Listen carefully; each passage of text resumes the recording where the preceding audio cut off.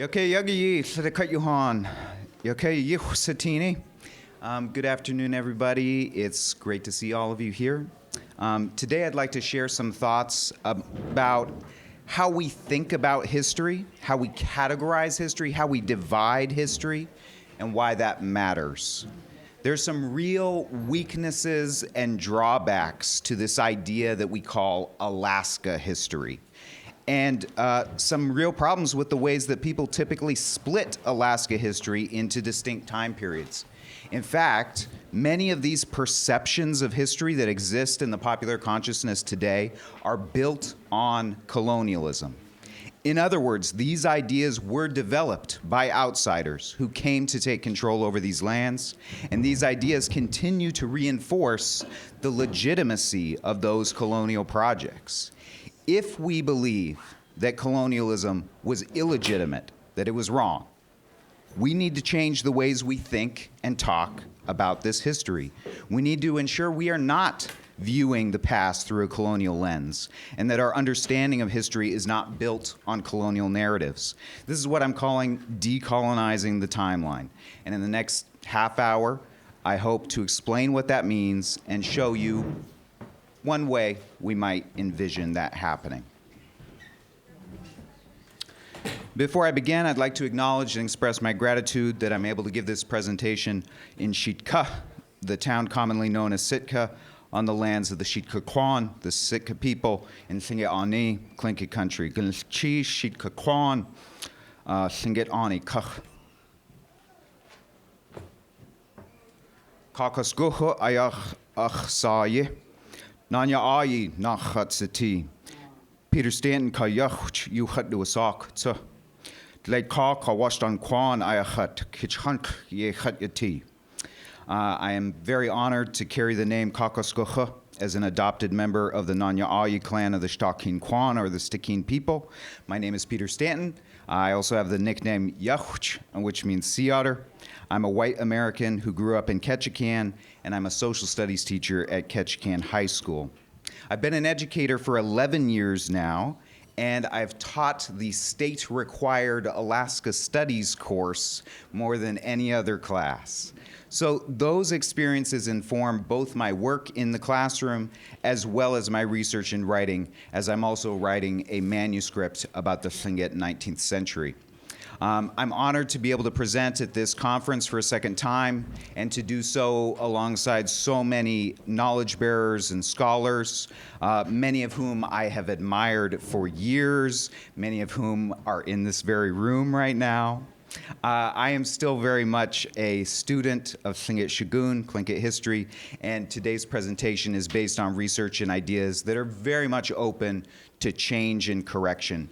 I have a great deal more to learn, and I welcome all suggestions that anyone might have. That said, I hope my presentation today will prove interesting and thought-provoking for you. I also say, I apologize, but I am probably going to speak relatively quickly, so I can get through this in half an hour or less. So, periodization. It's the practice of dividing history into different time periods. And it may seem like it's a theoretical and artificial task that only historians would care about, or maybe not even all historians, but just particularly nerdy ones like me. Nevertheless, periodization strongly influences our understandings of the past, and it typically receives much less attention than it deserves. The act of, quote, fencing the historical landscape, as the historian William Green put it, restricts and guides the stories that historians tell, as well as the stories that the general public learns and believes. Green added that periodization has a rigidifying power that may obscure some parts of history and even put us into intellectual straitjackets. It draws lines through the timelines in our mind and can lead us to make assumptions, jump to conclusions, and ignore some parts of history at our own peril. Therefore, we should all spend time thinking about how we categorize pieces of the past, and historians should be especially careful when constructing historical narratives. My belief is that Alaska history has long suffered under the domination of colonial periodization, and it is well past time for that to change. In order to break down the colonial narratives about our past into two more manageable dimensions, I'm taking some inspiration from Juliana Hu-Pegues's book, Space-Time Colonialism. I'm not directly addressing Pegues's thesis here from her book, but I'm still taking a page from her in breaking down colonial thinking along these two dimensions of space and time. Initially, I planned for this presentation to focus solely on time, that is to say, the issue of periodization itself. However, I quickly realized that I could not ignore the spatial element, the questions of where we look at certain histories as taking place, and the places we include in the stories of the past that we tell. So let's start by addressing that space and assess how it has been shaped by colonialism.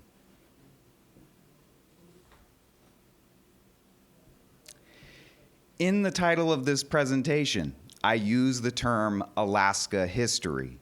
But if we stop and think about it, our entire idea of Alaska has been created and shaped by colonialism. Our political definition of Alaska, the 49th state of the United States, a legal entity with well-defined borders on land and sea between Canada and Russia, evolved directly from the colonial claims of the Russian Empire and treaties made between the Russians, the British, and the United States of America. Although the name Alaska may have originated in Unungam Tunu, the Aleut language, it was applied by American politicians to a concept that was entirely non-Indigenous in its creation. Our idea of Alaska does not at all align with the lived realities and spatial conceptions of Indigenous peoples throughout the vast length of their histories. It should be apparent to anyone, after a little reflection, that the Indigenous nations now called Alaska Natives did not see themselves as belonging to a shared homeland or a collective group until the very recent past, starting about 100 years ago. Let's take the homeland of the Kaakasgoox or the Kaigani Haida as an example. To place their homeland in a separate category from the land of their relatives in Haida Gwaii just 40 miles to the south, but place their land in the same category as the homeland of the Yupik 1,000 miles away, is ludicrous. It follows no logic except colonial logic, because the Russian Empire was able to lay claim to both the Kaigani country and to Yupik lands, but could not successfully claim Haida Gwaii in the face of British competition. And yet, in spite of this, the idea, in spite of this fact that Alaska clearly originates in recent colonial history, Alaska is such an enticing concept for so many of us, and it has grown so large in our imaginations. I could easily imagine myself casually telling my students, about 300 years ago or more, the Kaakasgoox migrated northward from Haida Gwaii to Alaska. I should not say that. Alaska did not exist 300 years ago. The Kaakasgoox migrated north to Tonga, the place commonly known as Prince of Wales Island, the land of the Tontaquan, or Tongass Tlingit, in Tlingaani, Tlingit country. It was not any land that either Haida or Tlingit would have recognized as Alaska. So for now, I'll let you sit with this spatial conundrum, this problem that placing these sorts of Indigenous histories into a category called Alaska history is to buy into a colonial spatial framework. Let's just leave that problem simmering on the back burner for now and save potential solutions for later. For now, we can turn to the other dimension of colonial histories, time. What does it mean for our perceptions of history, our mental timelines, to be colonial in nature? Let's begin at the beginning. When does Alaska history start? In many narratives, the history of this land began less than 300 years ago, in 1741 AD, because that is the year that agents of the Russian Empire were said to have discovered this land and put those claims into writing. If history must be a record of the past put into writing, and indigenous records of the past were not put into written words, 1741 must be the starting point. And Alaska history, therefore, begins. It comes into existence through the words of the captains Vitus Bering and Alexei Chirikov, the naturalist George Steller, and the other outsiders who happened to write down their experiences at that time. All human experiences that occurred on this land before that time are therefore referred to as prehistory, because they were not recorded in writing. Now, I recognize that the view I just described is increasingly unpopular, and you are unlikely to hear anyone defending that view wholeheartedly in 2024. Even the use of the term prehistory seems to be on a steady decline. However, even as many people would heartily endorse the view that the history of this land is long, that it can stretch back as far as the first arrival of humans thousands of years ago, and that it can include the oral histories of those first people, there remains a problem of proportion and emphasis. Even if the thousands of years of human settlement, development, and stories that took place before the arrival of Bering, Chirikov, and Steller are included in narratives of Alaska history, they are often relegated to a chapter, a few paragraphs, or even a few initial sentences of whatever narrative we're looking at. This stark disproportionality that thousands of years of history merits far less attention than the last 300 creates the strong implication, even if historians would deny it, that it is indeed history written by outsiders that is most important and most legitimate, the most real part of Alaska history. And yet, if we recall what I mentioned just a few minutes ago, if Alaska history is inherently colonial in nature because Alaska is itself colonial, then maybe Alaska history really does begin in 1741 AD. And the deep indigenous histories stretching back thousands of years on this land are something different. Maybe they belong in a different category and on a different timeline. So again, I'll let this problem sit with you a while. We'll put it on the other back burner, and we'll look for some solutions soon. Now I turn to what is perhaps my favorite problem here, the periodization of the past 3 centuries of Alaska history. How would you divide Alaska's recent history into different time periods? If you ask any Alaskan, young or old, and many non-Alaskans besides, when the history of this land should be split into different eras, there is one central turning point, one pivotal, world-changing date that everyone will ultimately land on. 1867, the year of the Alaska Purchase. This is the year, we tell ourselves, that changed everything. The trajectory of this land flipped from east to west, or west to east, depending on how you think about it. And our lives would never be the same. After all, our state government designates 2 different holidays commemorating 2 different events that both took place in 1867. Seward's Day in March for the signing of the Treaty of Cession in Washington, D.C., and Alaska Day in October for the transfer ceremony that occurred here in Sitka. Although, as the years roll on, 1867 becomes less and less of a midpoint in Alaska history since 1741, it very neatly colors the minds of people who learn about Alaska. On one side, there is the Russian period, and on the other, the American. In fact, in Alaska, an American Colony, which is perhaps the most widely known monograph of Alaska history, which was published in 2002, the historian Stephen Haycox splits the book between two halves, Russian and American. And he justifies this division by stating that, quote, in a real sense, Alaska has two post-contact histories, one of Russian America and one of American Alaska. I could not disagree more with this statement.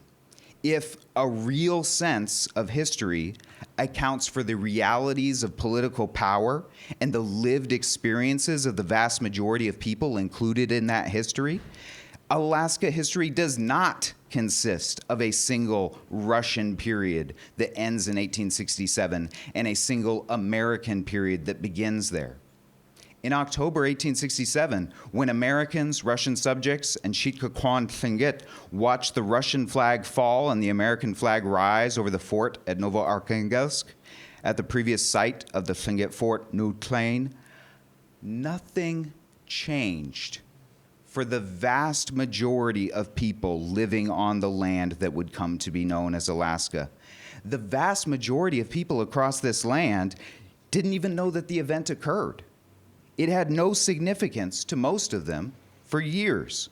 Just about the only people to experience any immediate impact were the Russian subjects living in Russian America, an extremely small group of American soldiers and civilians, and the Sitka, a total of around a couple thousand people out of a population in the United States' newly claimed colony that numbered in the tens of thousands.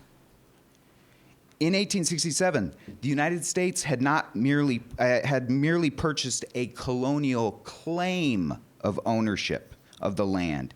It did not purchase a reality of ownership, control, or effective sovereignty. Tlingit Ani was the region that experienced the earliest and most intense American occupation and settlement after 1867, and Tlingit Ani arguably became one of the first regions of Alaska that was convincingly controlled and ruled by Americans. However, this establishment of American political dominance did not truly occur until the 1880s, and more remote parts of Alaska did not come under American control until decades after that. Put simply, Alaska did not become an American colony in 1867. The takeover was piecemeal, enacted step by step with the establishment of military garrisons, repeated shows of force and violence, as the U.S. government had to fight to establish sovereignty over numerous indigenous nations and forcibly colonize the land and its peoples. If we look at 1867 as our turning point, the pivot of Alaska history, we are denying the continuity of indigenous sovereignty and the complexities of colonization. We are falling for the colonial narrative promoted by the United States, that the Alaska Purchase was legitimate, and that was the moment that this entity called Alaska became American. I will discuss some other turning points more briefly, as their importance pales in comparison to 1867. There are works such as Ted Hinckley's 1972 book, The Americanization of Alaska, 1867 to 1897, that go even further into periodizing late 19th century Alaska history according to events that were irrelevant to the vast majority of the local population. For example, one event that Hinckley uses to divide two of his chapters is the 1873 dissolution of the Sitka Town Council, an occurrence that had virtually no impact on anyone living within the claimed borders of the Department of Alaska, except for a few American settlers in Sitka. Similarly, the passage of the Alaska Organic Act in 1884 and the Second Organic Act in 1912, which are far more commonly pointed to as turning points as compared to 1873, they held the most importance for those who oversaw and directly interacted with the American colonial apparatus, which is to say, that was a minority of people, perhaps until the 1920s. I would even argue that the date 1959, the achievement of statehood for Alaska, is overemphasized as a turning point in most people's mental timelines of Alaska history. But given that I'm much more a historian of the 19th century than the 20th, I won't push that argument right now, and we can save it for another day. Returning to my comfort zone, the 19th century, the use of the year 1897 or 1898 as a key turning point, representing the Klondike Gold Rush, also has its weaknesses. For one thing, the event was initiated in 1896 when a Tlingit Tagish family of Keish, his sister Shaw Tlaw, and their nephew Kaakasgoox, in English known as Skookum Jim Mason, Kate Carmack, and Dawson Charlie, discovered rich placer gold deposits in Bonanza Creek. And while the rush was certainly significant in bringing thousands of newcomers to the claimed American colony of Alaska, many of those newcomers did not stay within those borders for the long term, or even the short term. And again, while it certainly impacted Tlingit Ani, the Tushone, and other peoples of what is now known as the Yukon, it is fair to say the event had no immediate impact on most people across most regions of Alaska. The Klondike Gold Rush is part of Tlingit history, to be sure, but not Inupiaq history, not Unangac history, and so on. So I've now started to reveal what I believe is the best path forward, a way to decolonize our timeline. It is only one possible path, and there could be many others. I'm open to any and all ideas and suggestions. What I say to those who continue to tell this single story of Alaska history, ever so neatly divided into a pre-contact period, a Russian period, and the American present, is that there is no single story. There is no one Alaska history. Instead, there is Unangac history, Sugpiaq history, Yupik history. History is the Inupiaq, Dene, Dahunyu, Hadas, Tsimshian, and Tlingit. And within those national histories, there are community histories, clan histories, family histories. We should not be telling a single story or following a single timeline, because that single story and single timeline will be colonial.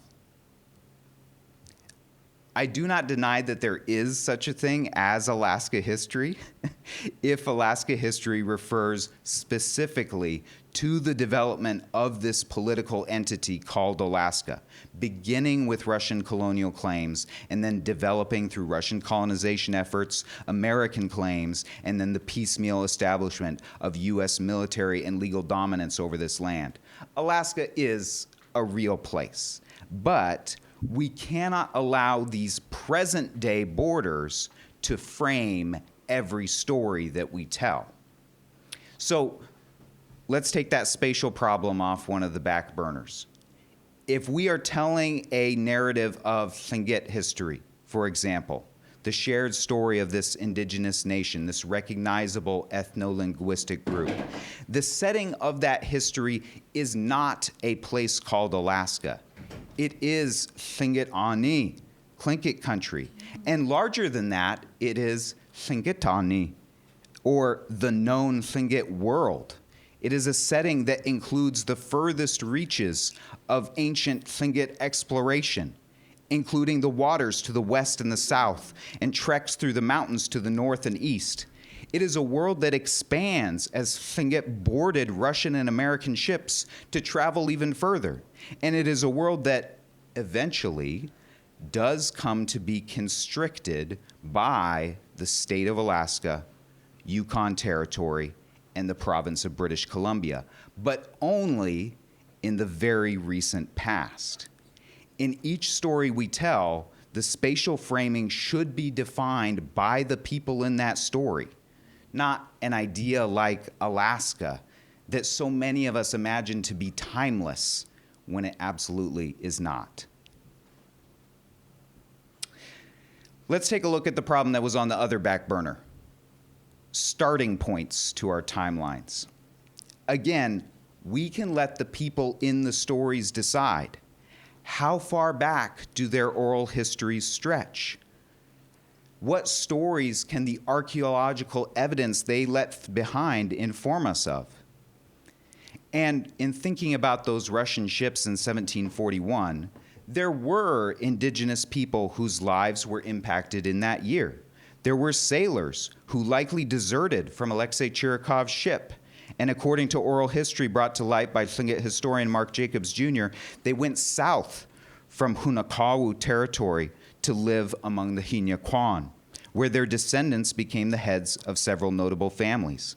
That event is noteworthy for the Hunakawu and the Hinyaquan, but it is not a starting point or even a significant turning point in their histories. 1741 is still a starting point in the history of Russian America, the Russian history of this land, and a starting point in Alaska history, but again, only the specific history of this political entity called Alaska. I'll give you a concrete example of what this kind of periodization might look like, taking cues from the people in the past. I mentioned I am writing a manuscript on the Tlingit 19th century. It has the working title, Independence, Defended, and Denied, History of the Tlingit Nation, 1775 to 1912. I begin that narrative in 1775 because that is the start of continuous interaction between the Tlingit and people from other continents. While some people might call 1741 the moment of first contact, that date did not significantly alter Tlingit history, other than for some families of the Hinyaquan. After 1775, however, there were regular arrivals of ships that brought new materials, technologies, diseases, and colonial projects that Tlingit used, resisted, and responded to. If periodization is the fencing of the historical landscape, I want to unfence and refence the landscape of 19th century Tlingit history. I want to view it as 137 years of interconnected transformations. Within that long century, I frame shorter time periods through key events that I believe many throughout Tlingit Ani would have seen as significant. In 1788, the Russians returned to Tlingit Ani. Around 1839 and 1840, American ships stopped trading with the Tlingit, and the British established Fort Stikeen in Shtakinquan territory. I do use the date 1867 because even as it mattered little to other indigenous nations farther west and north, it was a turning point that was recognized by Tlingit, particularly here among the Shtakinquan. And even though the Alaska Purchase itself was perhaps not as significant for the Tlingit as the building of Fort Tongass and Fort Wrangell in 1868, or the U.S. Army's violent attacks on the Sitka, Stakhin, and Kaakasgoox in 1869, 1867 is still the prelude that led to what happened in the following 2 years. But then, the U.S. Army withdrew from Tlingit Ani in 1877, the same year that the first American missionaries arrived in Tlingit Ani. And then, 1 year later in 1878, the first salmon canneries were built in Tlingit Ani. There are many points to be made about that nearly simultaneous arrival of missionaries and canneries. Finally, I conclude my narrative with the founding of the Alaska Native Brotherhood in 1912, which I believe represented a sea change in how Tlingit leaders would choose to continue fighting for their communities. And by emphasizing that this is a long 19th century of Tlingit history, just as other historians have described a long 19th century for the world, I am attempting to fire a direct shot at that target of 1867, that date that has framed colonial narratives in our minds for so long. There are certainly some dangers to the path that I'm suggesting. It is a frequent criticism of academics that they are too obsessed with the particular. And I would not want to miss the forest because I am so intent on telling the story of a single tree. In my case, I cannot let focusing on this national history of the Tlingit prevent me from seeing the inescapable interconnections between the Tlingit and other indigenous nations and their histories, not to mention European histories and US history as well. But I do think that this danger can be avoided as long as we remind ourselves to think both locally and globally. The far bigger danger, which has caused and continues to cause so much harm, is too much thinking colonially. In many cases, to decolonize is to decentralize. So decentralizing this single narrative of Alaska history and insisting that there are many histories is, I believe, the most effective way to start opening people's hearts and minds to other stories and views. Ultimately, those stories should be centered on the lives, lands, and voices of the people who lived them.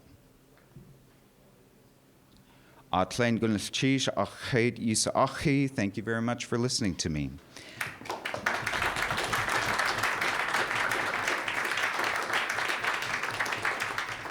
There are my sources and my email address. Please feel to email me if you have any feedback, if you want further information, you want to be in touch. Kaakasgoox.